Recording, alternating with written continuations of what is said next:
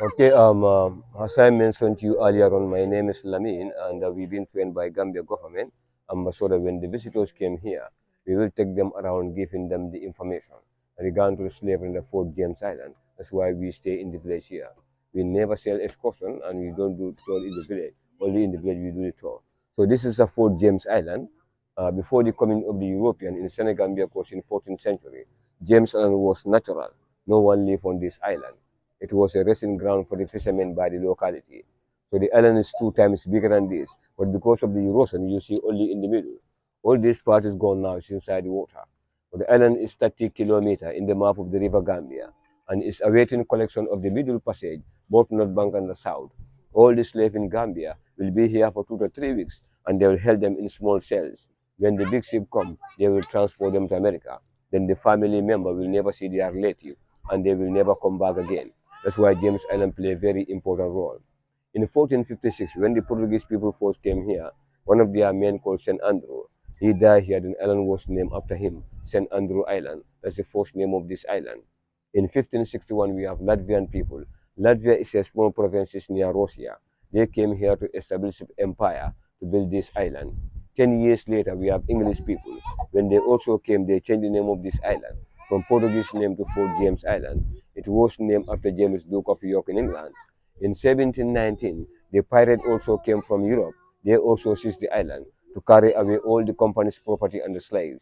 1725, there's a big explosion. Island was destroyed. That was accidentally killed 11 Europeans with many slaves out of 19 people. Nobody can give you the record how many slaves died on the island, but they have a record of 11 Europeans die. In 1830, the island was abandoned. No one lived on this island. The last name of this island was Kunta Kinta Island because of Jermaine Jackson, the brother of Michael Jackson.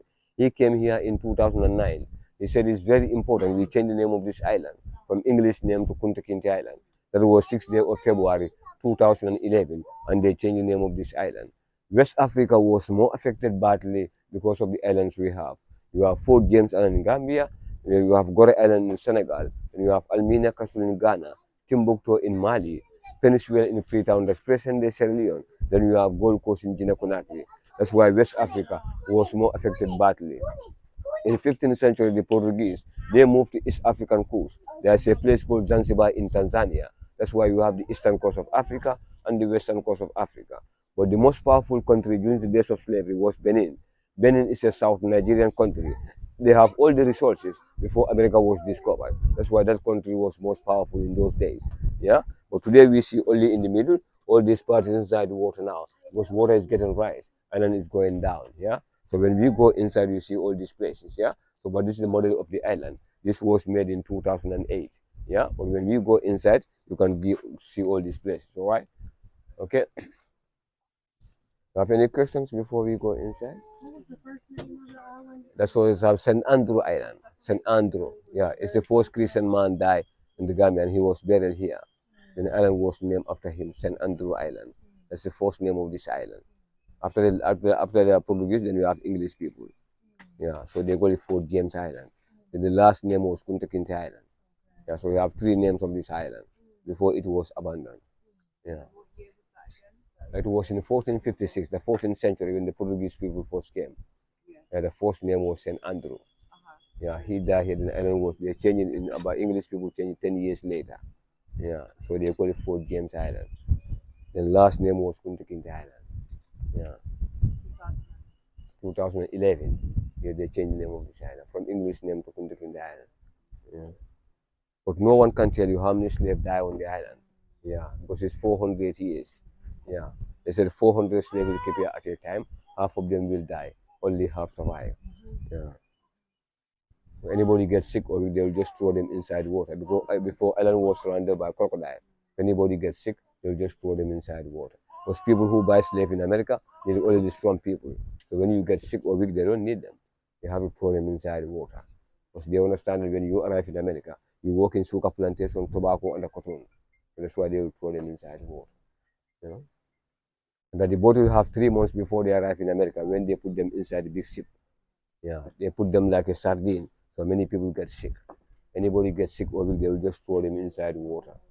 That's why Marcus Garvey said, if you look at the bottom of the sea, it was full of black man bones, because they threw them inside the water. We believe that 370 years of segregation and racism, Africa ruled Europe for good 800 years. But they don't rule with gun and ammunition, only love, knowledge, and black excellency. So people have to remember our DNA is present, our memory is present, even our ancestral knowledge is present. It's only unification can make black people stronger. Our people used to stick inside the river, can remain there for 1,000 years, but it will never turn to a crocodile. As long as your skin is black, live in diaspora America, you are an African. It will never change. But the most hated race in the world is black. That will never change. Not the Chinese, not the Indians, not the Arabs. Yeah. So we'll keep on saying this from one generation to another. History they give people in schools, they give them one side of the story because nobody wants to be blamed.